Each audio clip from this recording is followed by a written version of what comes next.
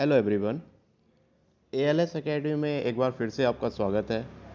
आज हम बात करने वाले हैं जो पर्यावरण है उससे संबंधित कुछ वैज्ञानिकों की। यानी पर्यावरण से मोस्ट इम्पोर्टेंट रूप से अगर देखा जाए तो वैज्ञानिकों से क्वेश्चन पूछे जाते हैं कि किस वैज्ञानिक ने किस फील्ड में वर्क किया। तो आइए शुरू करते हैं। तो देखिए, जैसा कि आपकी स्क्रीन पर लिखा हुआ है कि ये ओजोन का क्षरण किसने पता करा, नियतिवादी अवधारणा किसने पता करा, संभववादी किसने पता करा। इम्पोर्टेंट ये नहीं है कि आपके पास मैटर पहुंच गया, इम्पोर्टेंट है कि आपको याद हुआ है या नहीं। तो आप इस स्क्रीन पर दी गई चीज़ों को केवल इस नज़र से ना देखें कि हम इनको केवल नोट करेंगे और बस बात खत्म। आपको मैं कोशिश करूँगा कि हम इसको ऐसे याद करेंगे कि अगर फिर से कभी इसके बारे में बात होगी तो हमारा क्वेश्चन कभी भी गलत नहीं होगा। तो जैसा कि स्क्रीन पर पहले ही लिखा है, ओजोन परत का क्षरण। यानी सबसे पहला क्वेश्चन कि ओजोन स्तर के क्षरण का पता जो लगाया है वो किस वैज्ञानिक के द्वारा लगाया गया है। अब इसके साथ ही एक क्वेश्चन निकल के आता है। सबसे पहले तो ओजोन को जो नापते हैं, उसका स्तर, उसकी मोटाई, वो किस में नापते हैं? डॉप्सन में नापते हैं। किस में? डॉप्सन। तो ये जो डॉप्सन है, ये डॉप्सन क्या बताता है कि ओजोन परत का जो मोटाई होती है उसको हम नापते हैं डॉप्सन में। तो मोटाई का संबंध हो गया डॉप्सन से। लेकिन इसके बारे में कि ओजोन परत की जो स्तर है उसका क्षरण हो रहा है, इसके बारे में एक वैज्ञानिक थे, जोसेफ फोरमैन। जोसेफ फोरमैन, इन्होंने बताया कि ओजोन परत की जो मोटाई है, जो उसका स्तर है, जो उसका दायरा है कि यहाँ से यहाँ तक के एरिया में ओजोन परत है, उसका क्या हो रहा है? क्षरण हो रहा है। तो सिंपली आपने पढ़ा, बट हम इसको ऐसे याद करेंगे कि हमें इसे लाइफ टाइम मतलब कभी भी दोबारा से इसको याद करना ना पड़े। अब देखिए, आप दिमाग में एक शब्द लाएंगे, ओजोन परत। ओजोन परत जैसे ही दिमाग में आता है तो हमारे साथ चलता है दिमाग में कि ये हमारी रक्षा करती है अल्ट्रावायलेट किरणों से। क्या करती है? हमारी रक्षा करती है अल्ट्रावायलेट किरणों से। ओजोन दिमाग में आते ही आया कि वो हमारी रक्षा करती है। यानी ओजोन की वजह से हम क्या हैं? सेफ हैं। हम क्या हैं? सेफ हैं। तो जो ओजोन नहीं होती तो हम क्या नहीं होते? सेफ नहीं होते। तो इसी प्रकार इसे जोड़ेंगे, ओजोन की वजह से हम क्या हैं? सेफ हैं। तो हम किस वजह से सेफ है? क्योंकि ओजोन है। तो इसमें वैज्ञानिक का नाम निकला है जोसेफ। क्या निकला है? जोसेफ। यानी हम जो सेफ है, हम जो सेफ है, हम जो सुरक्षित है, वो किसकी वजह से है? ओजोन की वजह से है। अब इसके आगे है फोरमैन। फोरमैन कैसे? कि हम जो सेफ हैं इस वजह से सेफ हैं क्योंकि ओजोन परत ने 4 व्यक्तियों को, 4 आदमियों को लगा रखा है हमारी सेफ्टी के लिए। ये केवल याद करने के लिए हमने जोड़ा है। तो ओजोन परत का क्षरण के बारे में जब बात करेंगे किस वैज्ञानिक ने निकाला, तो आप देखेंगे ओजोन परत का काम है सेफ करना, यानी जोसेफ। और उसने सेव करने के लिए कितने व्यक्ति लगा रखे हैं? 4, यानी 4 मैन। तो ओजोन परत का क्षरण का पता जिस वैज्ञानिक ने लगाया उसका नाम था जोसेफ फोरमैन। अब इसके बाद अगला है नियतिवादी। क्या है? नियतिवादी अवधारणा। इसका मतलब है कि एक प्रकृति है, यानी हर चीज़ क्या है? एक नियत है कि एक टाइम पे वो सब चीज़ें क्या हो जाएंगी? समाप्त हो जाएंगी। तो अब जैसे इसको याद करना है तो इसमें वर्ड है हमबोल्ट और कोल रिटर। अब हम एक बोल्ट खींचते हैं, एक बोल्ट बना लेते हैं।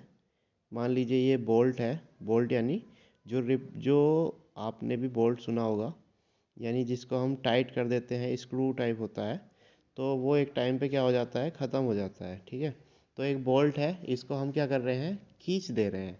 तो जब ये खींचता चला जाएगा, खींचता चला जाएगा, तो एक टाइम पे क्या हो जाएगा? ख़त्म हो जाएगा, है ना? तो एक बोल्ट है जो नियत है, जो एक टाइम पे क्या हो जाएगा? समाप्त हो जाएगा। तो आपने पढ़ा ओजोन परत का क्षरण, ओजोन यानी सेव करती है, यानी जोसेफ फोरमैन। दूसरा पढ़ा नियतिवादी। नियतिवादी में क्या था? एक बोल्ट लिया था हमने, और वो बोल्ट जो था वो क्या था? वो नियत था, यानी एक टाइम पे बोल्ट खींचता चला जाएगा और वो क्या हो जाएगा? समाप्त हो जाएगा। ठीक। अब उसके बाद अगला है संभववादी अवधारणा। संभववादी में क्या होता है कि संभावना व्यक्त की जाती है, ठीक है। इसमें क्या होती है, संभावना को व्यक्त किया जाता है। अब इसमें एक स्टोरी मैंने क्रिएट की है, देखिए। एक कमज़ोर व्यक्ति है। अब ये व्यक्ति, जब इसकी किसी से लड़ाई होगी तो ये बाई अपने शरीर से तो उसको हार्म नहीं पहुंचा सकता, क्योंकि कमज़ोर है, शरीर से हतला पतला है। अब वो क्या करेगा, वो जब भी उस व्यक्ति को देखेगा उसे नुकसान पहुंचाने की कोशिश करेगा, और वो नुकसान दूर से पहुंचा सकता है। अब जो देसी भाषा होती है, देसी भाषा में एक शब्द होता है डिला। क्या शब्द होता है, डिला।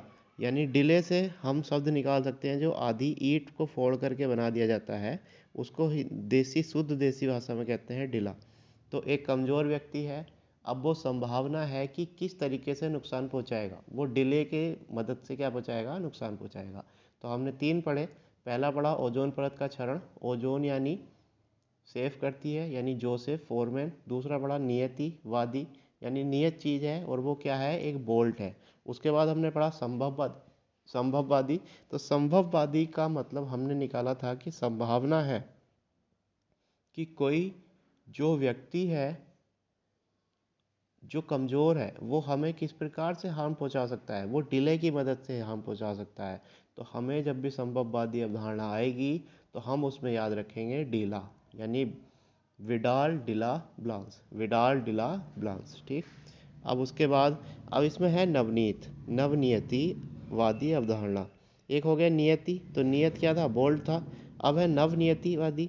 अब नवनियतिवादी का मतलब है जो नई प्रकार की अवधारणा है, जैसे सतत विकास, जैसे टिकाऊ विकास, जैसे शाश्वत विकास।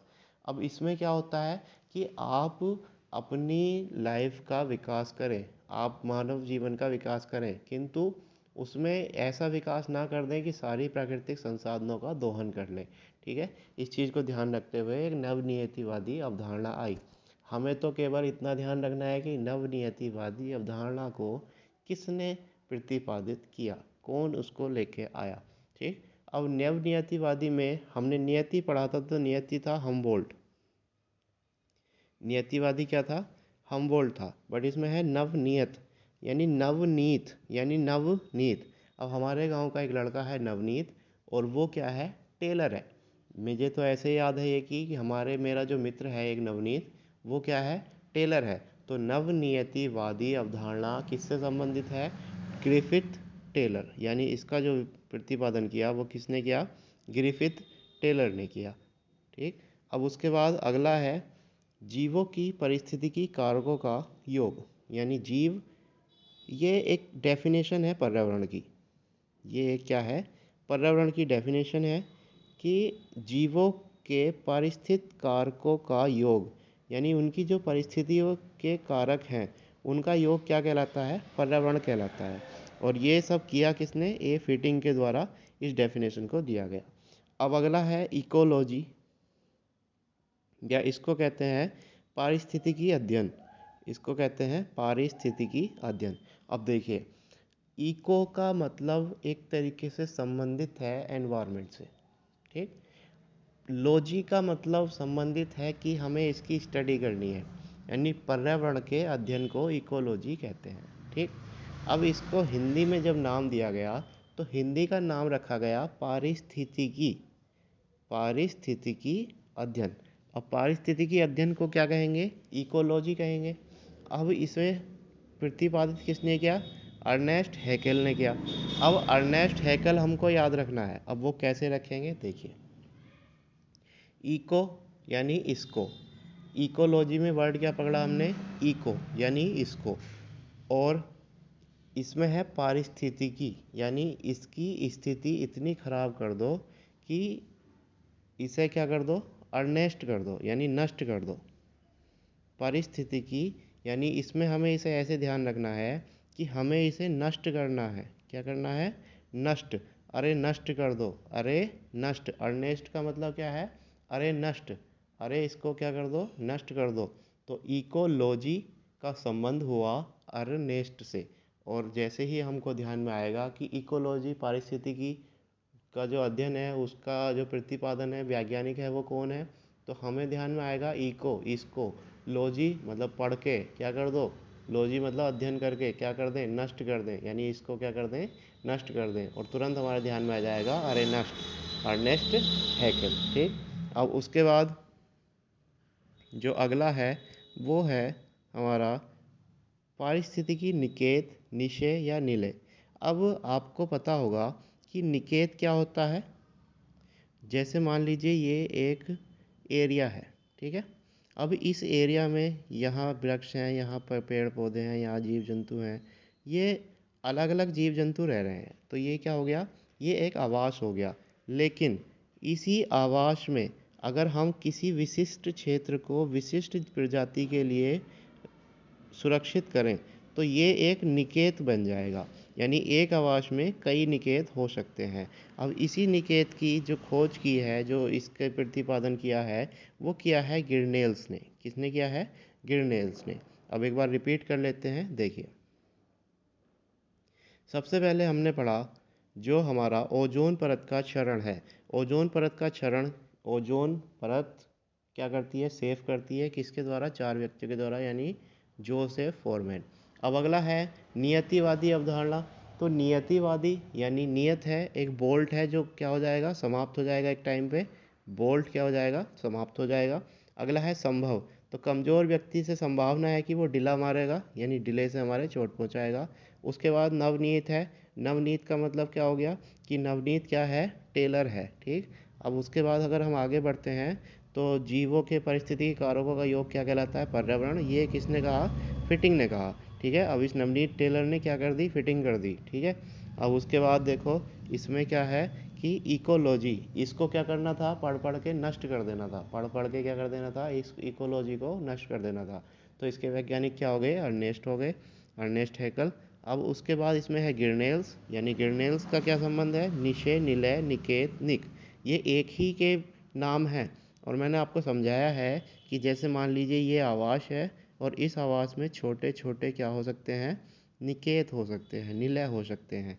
ठीक है, अब इनका मतलब है कि इस एरिया में केवल एक ही प्रजाति के लोग या समुदाय के लोग रहेंगे। ठीक है, अब उसके बाद ये किसने कहा कि निकेत एक सूक्ष्म आवास है, ये कहा ओडम ने। किसने कहा, ओडम ने कहा।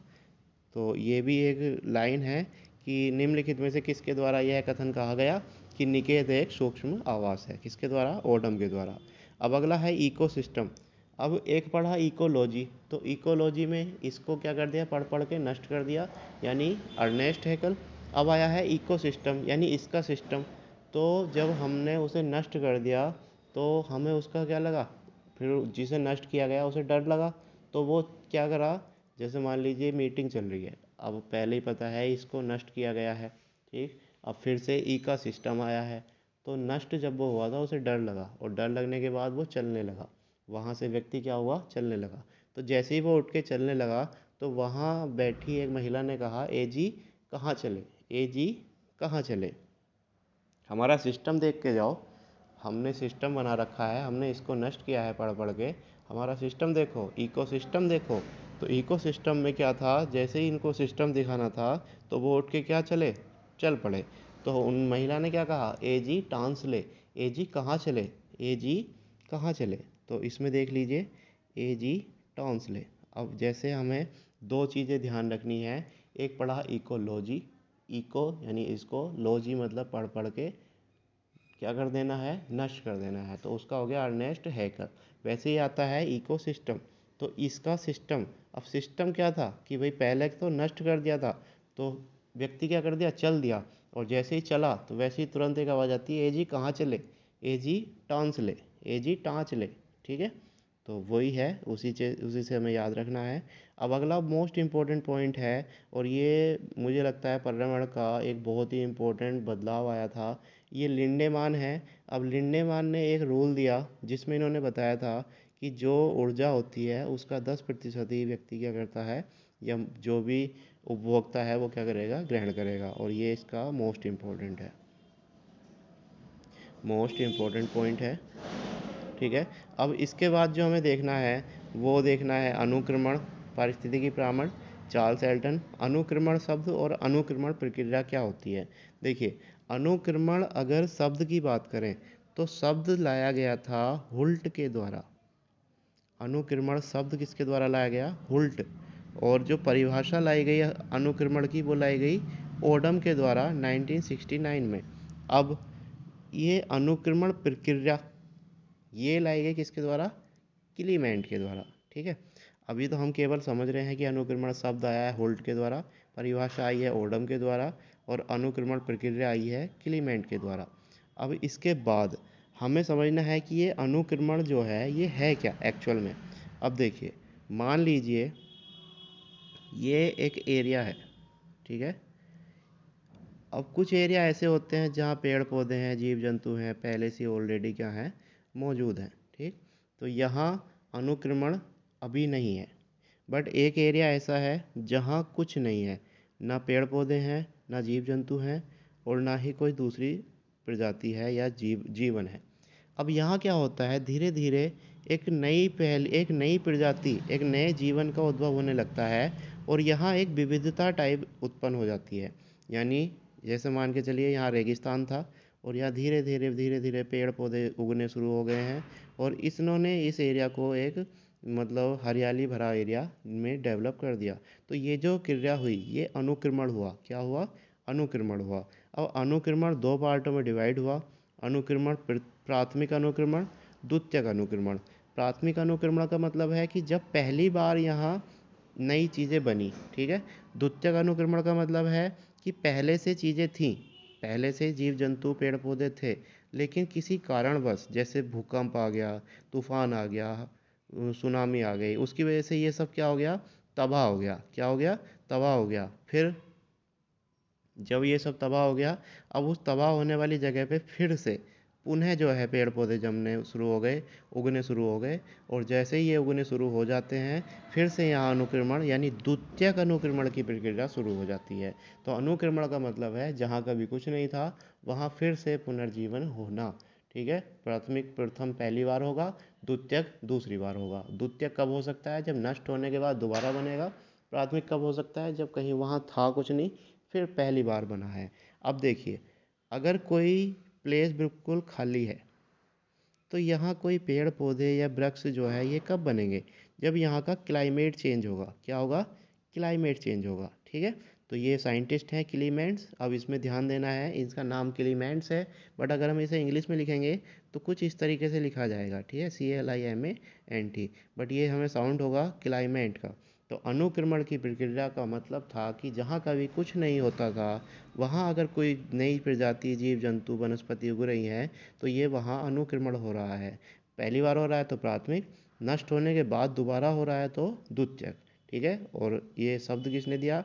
हुल्ट ने। परिभाषा किसने दी? ओडम ने। ये वही ओडम है जिसने कहा था पहले क्या, कि प्रत्येक निकेत एक सूक्ष्म आवास है। ठीक है, अब उसके बाद देख लीजिए जैविक विविधता और जैव विविधता। ये मोस्ट इम्पोर्टेंट पॉइंट है इसका, इस लेक्चर का। एक शब्द है जैव विविधता, एक है जैविक विविधता।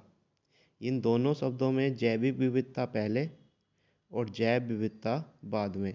अब जैव विविधता आप ज़्यादा पढ़ते हैं, यानी आप बायोडाइवर्सिटी बहुत ज़्यादा पढ़ते हैं, यानी रोज़ पढ़ते हैं।